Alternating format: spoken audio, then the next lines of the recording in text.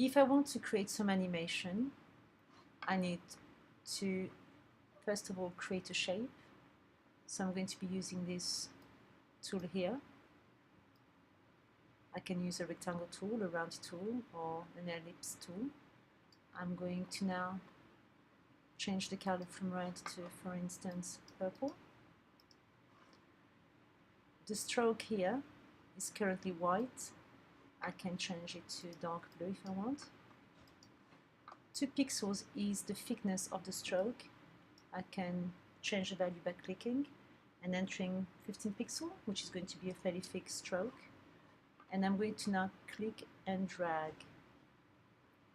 This is now my new shape. As I have done that, a new layer has automatically been created in my composition window and in my timeline. I'm going to close these two now. So this is my layer here, and it tells me that this is a shape. As I open up this layer and go to transform, I can animate these different attributes. The anchor point, which is this little thing in the middle that can, by clicking on this tool here, reposition the middle. I can animate the position where the shape is. I can animate the scale, which is the size of the shape. I can animate the rotation and the opacity. The opacity is how transparent or opaque the shape is, so how much you can see of it or how much transparent it is.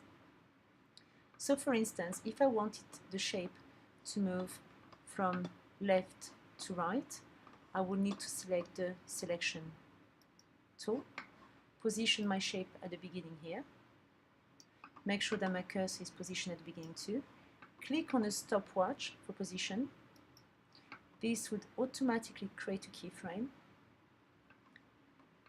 If I want my shape to move across in 4 seconds and end up here after 4 seconds, I would then take my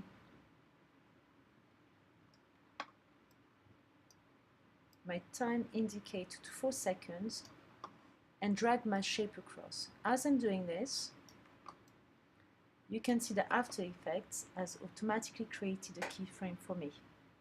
So I've got one at the beginning of the animation, that's the one where my shape is in this position, and I've got another one 4 seconds in when now my shape is located to the right of the composition.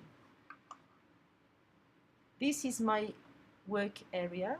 If I just drag this to the left to cover my current work area, which is the one I'm working on, my 4 seconds, After Effects will only render this area, not the whole 10 seconds of the animation. I press my spacebar. It's now, as you can see, rendering, and it will, once it's rendered, play real time. That's it.